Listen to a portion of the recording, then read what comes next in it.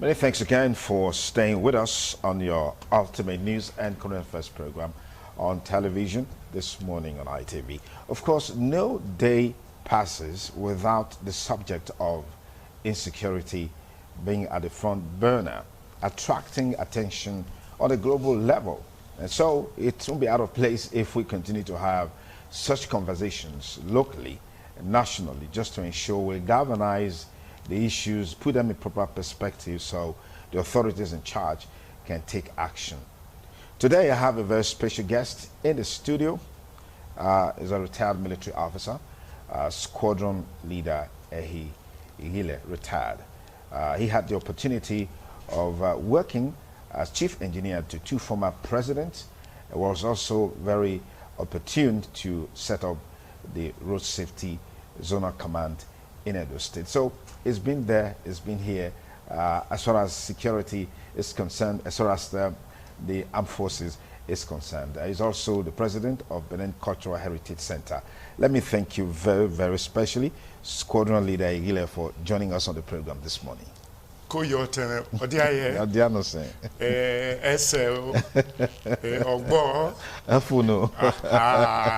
my brother. Thank you so much for coming. Brother. Now, there's been this feeling in some quarters that, like in most countries, you find retired military officers who have seen it all, and every now and then they are called upon to help salvage certain situation, either from the knowledge that they've acquired or from the skills that they have acquired. But in Nigeria, it looks like this is lacking, this seeming alienation of ex-military men. Now what is trending is that many of them stay on the sidelines and they start shouting out or raising their voices. Why is this so? Why do you think this is so? Thank you for the question. The reason is, I would say, lack of knowledge on the part of those currently serving. When I trained in about 10 countries abroad, in 13 institutions abroad, all sponsored by the federal government. In many of the training institutions that I attended, many of our teachers or lecturers or professors, whatever you might like to call them, were ex-military officers. Some were of lower rank than us, but because of their experience in their particular job assignment, they are brought out to expose their experience to us, and we learn from them, you know. But out here in Nigeria, there seems to be a kind of envy. You have done your own, please leave us alone. You awarded your contract, so don't come here, ask us for anything. And so we are losing. We are losing history. History is a very important subject. Malcolm X said history is a lethal weapon. Dr. Henry Clark of Hunters University said history is a roadmap. It's a kind of history. When you learn from the past, you know, you'll be able to know what to do today and plan for tomorrow. But our people are not utilizing, they are not using the experience of our elders or our ancestors to decide what they will do today or future. I think this is a major problem in our society. We are not using the experiences of our past heroes to judge what we should do today or tomorrow. This is a problem. It's a big problem. Fantastic. But we have also now seen that these ex-servicemen, on their part, they've taken the path of dragging the same institution they served meritoriously or otherwise before they left. Is this healthy in the fight against insecurity? It is not. It is not healthy. It is not healthy at all. I think some of them do it because of frustration. Many are not rightly compensated, all right. Some are given peanuts, and they work hard for the country. You know the military system, right? You lay your hand on top of the Nigerian flag and swear to die for Nigeria by land, sea, and air, and to work 24 hours every day. So after doing that for 35 years or more, and you come out, there's nothing to prove, you know, or you don't own a house, you don't own a car, you barely survive, you know. So it brings frustration for some people who are not strong-hearted, and they start talking, you know. Okay. Yeah, a case in point is the Navy Commodore who made a very scathing revelation that really jostled the country a little bit, particularly the high brass in the armed forces. Did you follow that story? Yes, I did. He worked in the security arm of the armed forces, and he's a naval officer. Yes, senior naval officer. Okay. What he said, I agree with partially. Then the other part, I do not agree. Okay, let's start with the ones you agree with. What were the aspects of what he said that you agree with? The ones that I agree with is the porous security situation in the military installations. Everywhere in the world, military installations are kind of unique in their composition and operation. The military installation is not meant for civilians. Even when civilians work in military installations, they are well guarded by certain rules, the military rules. You see, the military is a kind of an institution on its own. It has its own laws and do's and don'ts.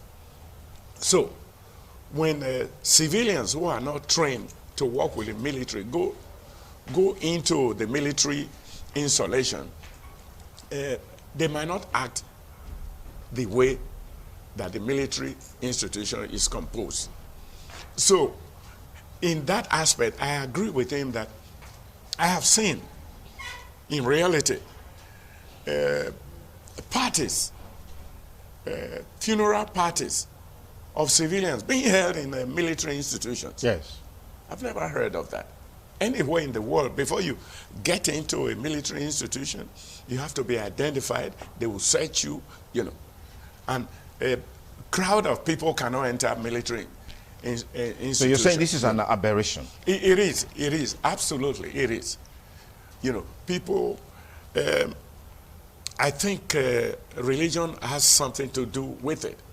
We are taking religion to a very high extreme in Nigeria. When we served, all right, you had no churches or mosque in the military, you know, but you had people who come around on Sunday to preach, or those who are Muslims will go out on Fridays to go and pray in the mosque. But not this time. Civilians will just stream into military base to go and pray. Churches everywhere. It doesn't fly with the military norms. The military institution is out to kill. In defense of their country, they kill. So these are not religious people at all. In fact, when you dress up to go to church or mosque, you could be called and said, you know, there's an operation going on right now. You quickly take your gun and uniform, and he's going to kill. So that man is not a religious person at all. So now having churches and mosques, remember the Nigerian Constitution does not recognize any religion for the country. We're a secular country when it comes to religion. So religion is a personal thing.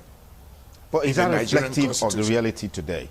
You said Nigerian Constitution, it provides secularism for religion. But is that reflective of what is going on today? No, the people practicing the Constitution are not doing it right. And it started out, you go to the governor's office, there's a church. Because there's a church, the Muslims too will build a mosque. You go to a governor's office, there's a mosque, because there are other Christians, a church will be built there. That is outside the Constitution. That's not real. If the governor is a Christian and he wants to go pray in a church, he goes outside to the church to go pray. If the president is a Muslim, he wants to pray, he goes outside to the mosque to pray. That's what it is. In fact, the government houses have been turned into religious houses, and this is part of our major problem today, religion. You know, people who say they are peaceful, they are killing people. People who say they love, they don't love, they hate other people. He didn't say love only your Christian neighbor.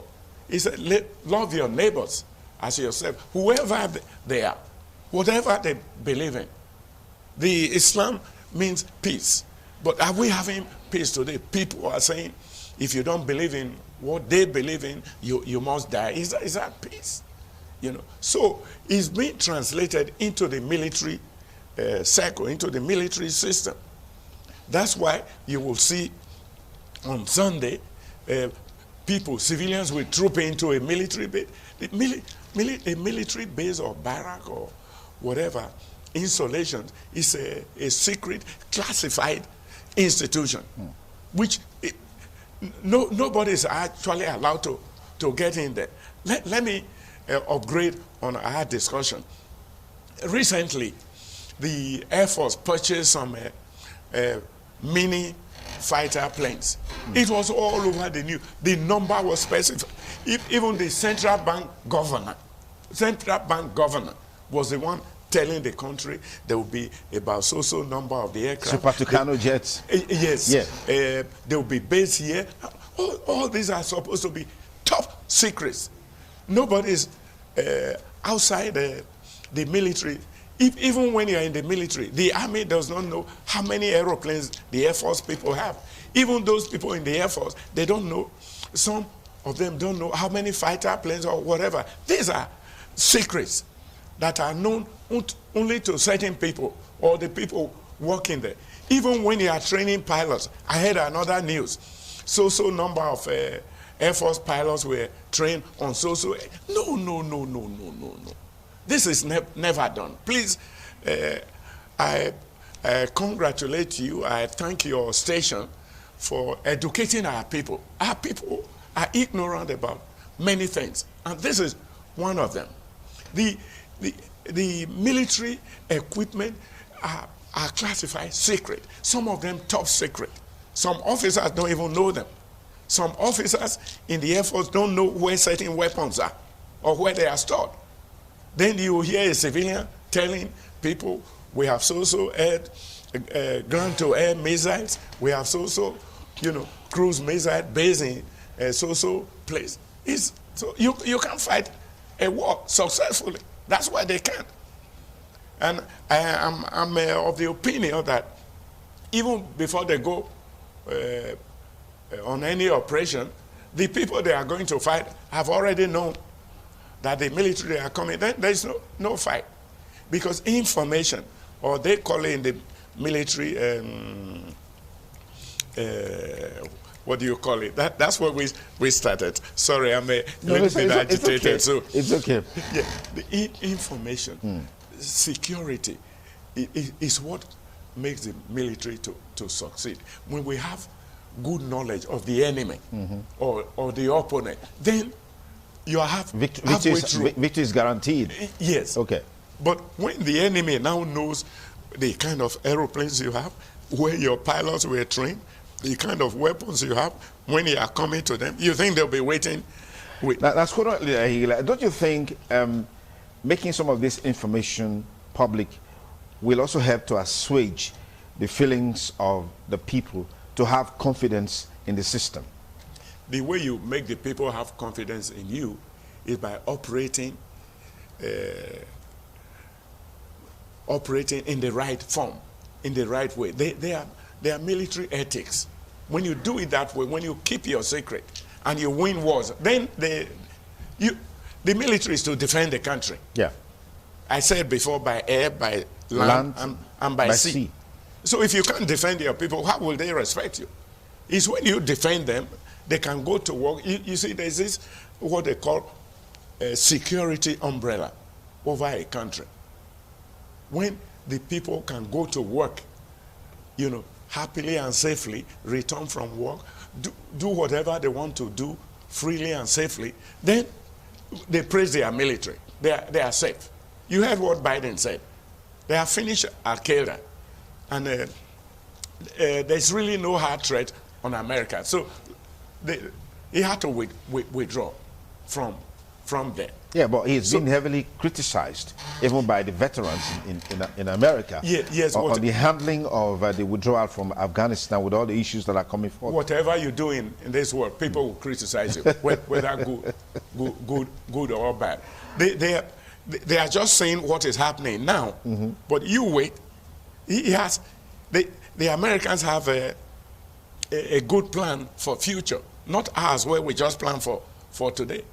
Gradually, everything will be settled.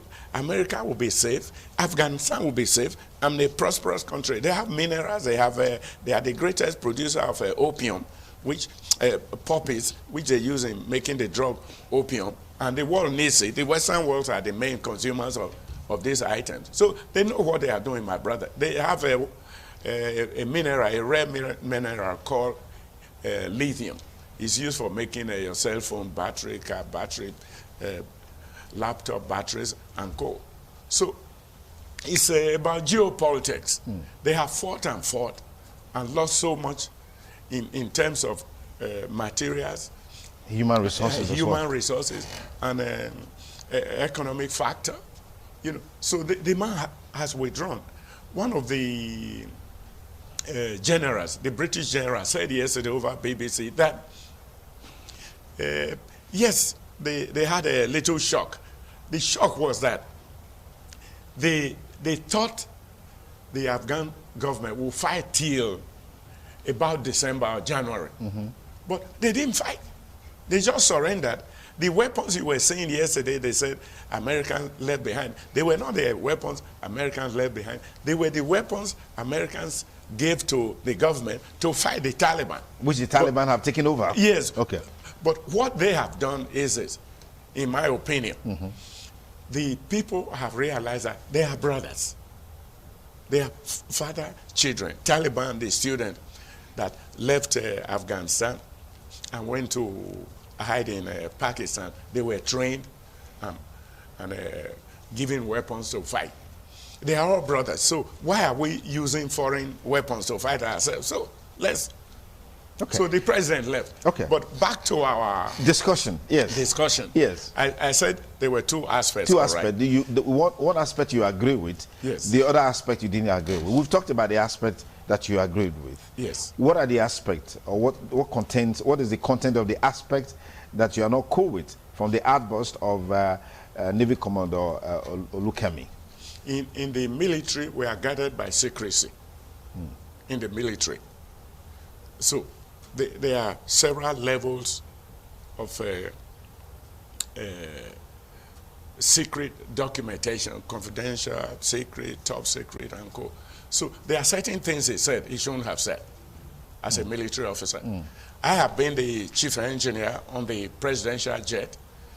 There are many things I know that I will never divulge to my wife, to my children, or to anybody.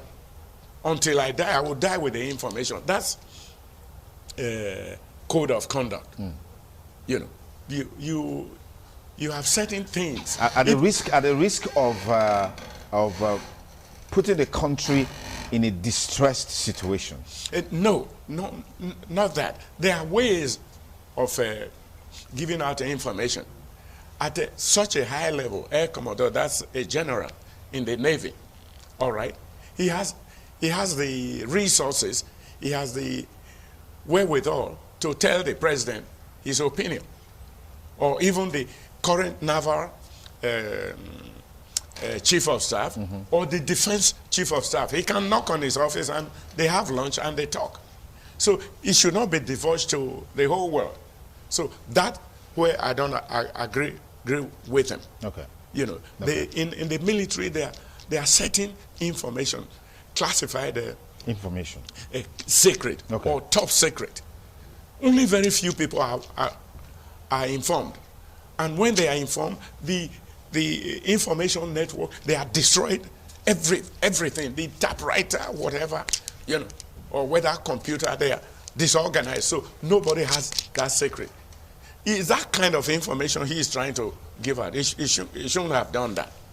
And I think, in my opinion, it is because of that the DSS invited him for an interview. Yeah, we're not aware if he eventually went. Yes, I read, if the news media is to be believed, I read that he went. Okay. And he went in company of His lawyer. A lawyer. Okay. Okay. You know, and Okay. according to the lawyer, he said they had a friendly chat. But that one is the way to put it. That's the diplomatic way of putting it. They had a friendly chat, you know. So he shouldn't have said all that, you know. They are saying within, I'm not saying he shouldn't have said anything. What he said about the military installation, like the Nigerian Defense Academy. That was attacked. Called NDA, that people stream in there to go pray. Yes, that one is right. It shouldn't be. There could be a place for prayers for Christians or Muslims, but it should be restricted to people who are in the defense university, not open to every Dick and Harry from outside the system. Okay. How do you think we can explore some of the knowledge, experiences, skills, and capacities of ex-servicemen within the context of the insecurity challenges that we are facing? Obadiah, what's his name now?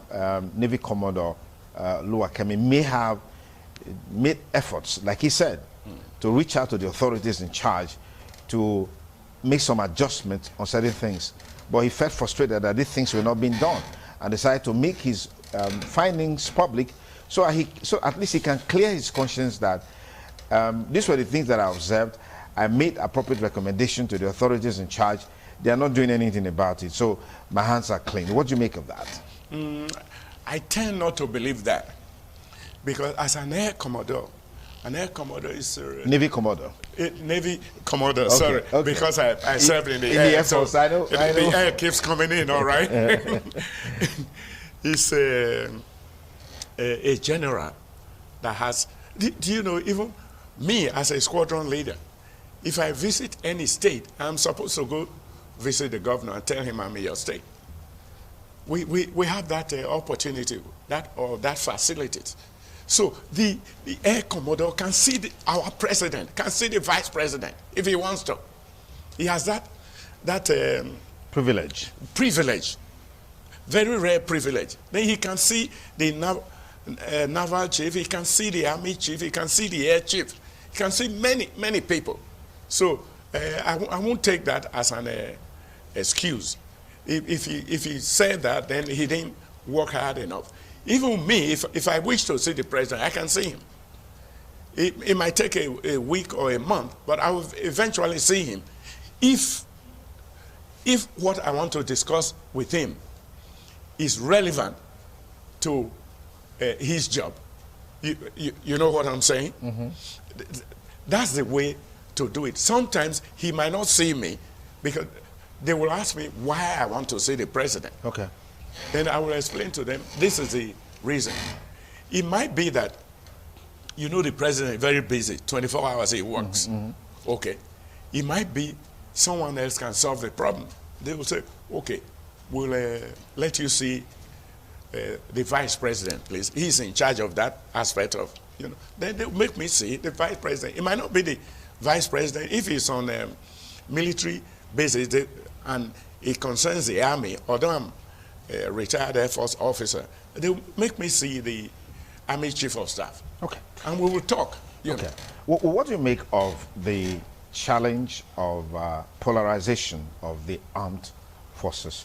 I saw a story where we're being told that there are plans to have a naval base in Kano. What do you make of these developments in the armed forces?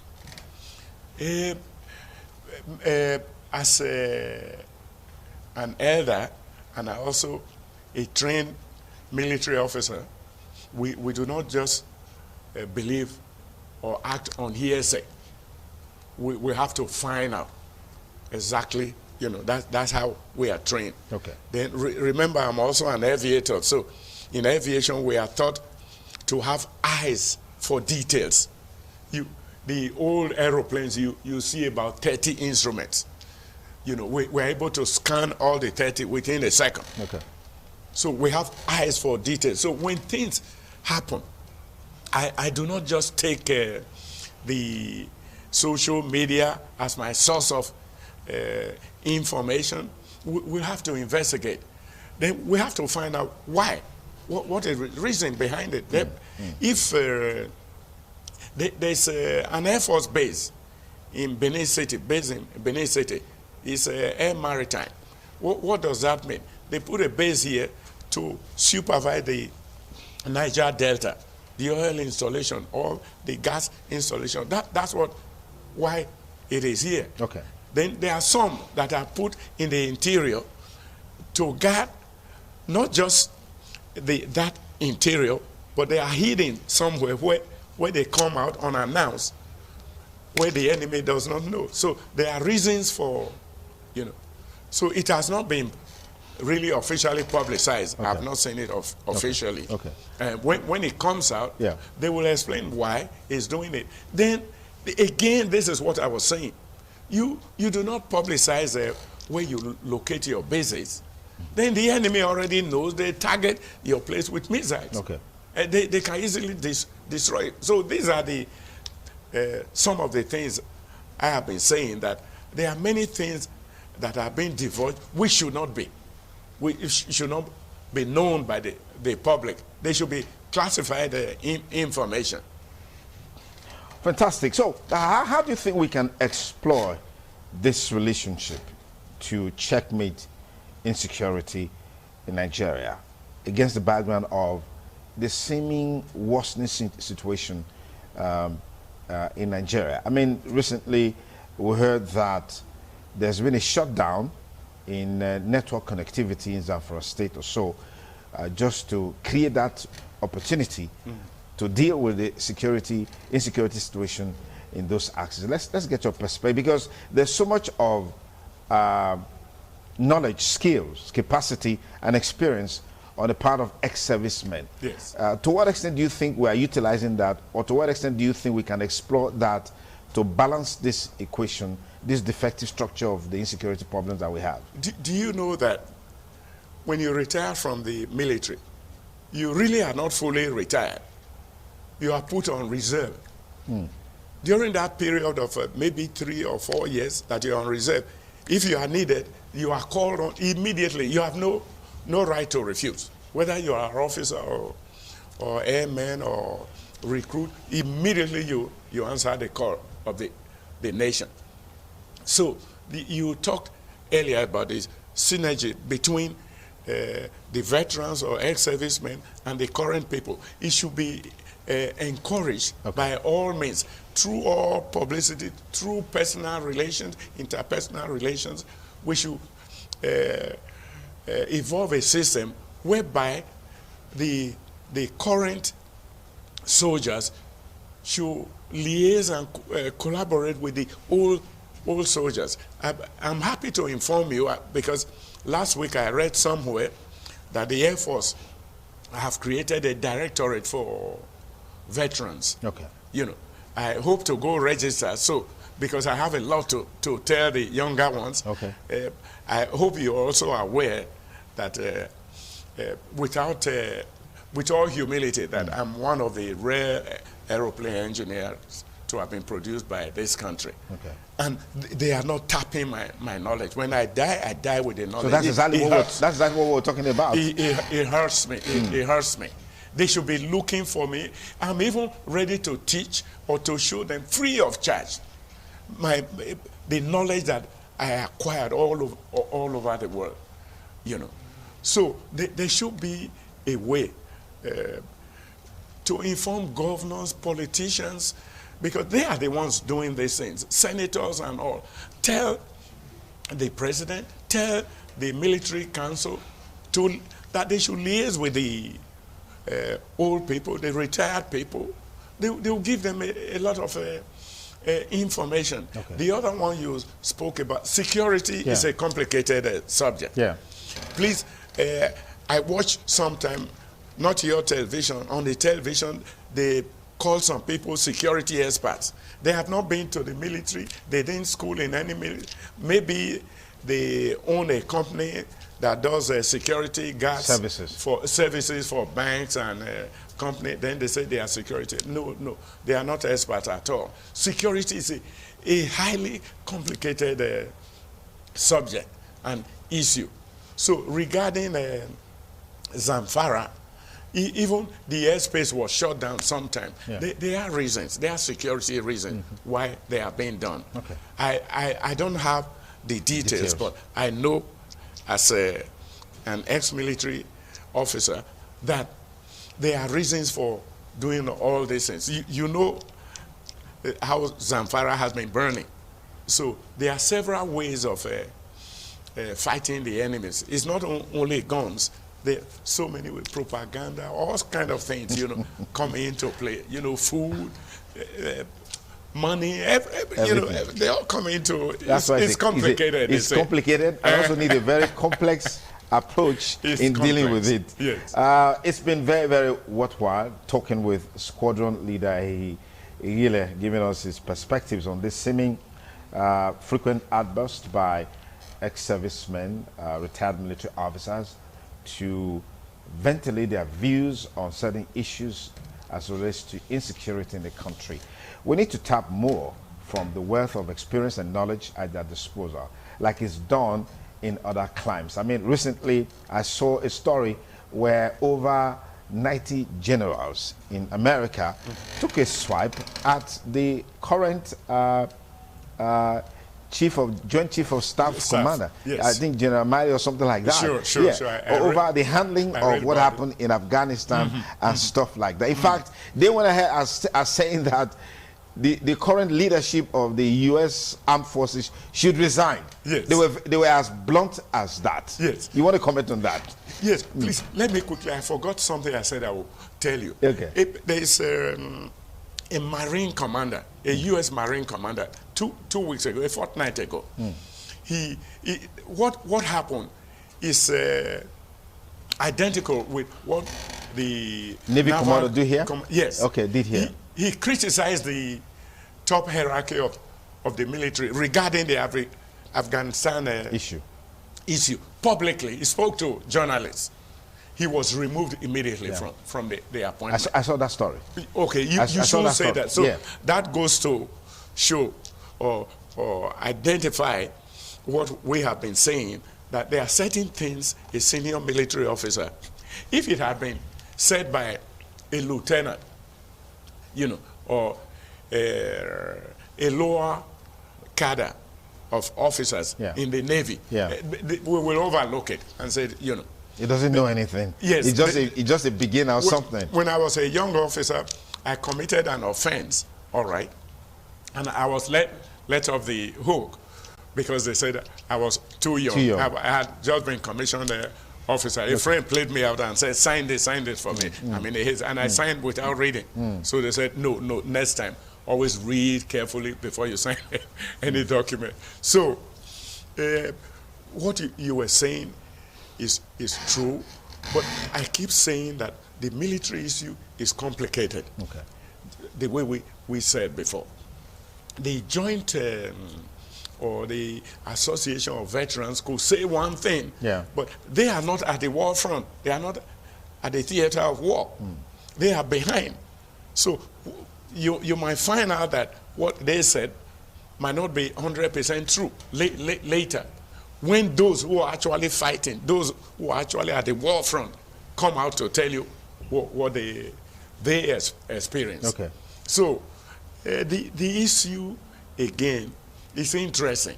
Okay. It's interesting. Security of a country is interesting, but I want our audience to know that it's not as simple as we are saying. Fighting war is not as simple. It's very easy to start a war, but to finish that war, to end it, is complicated. It's tough.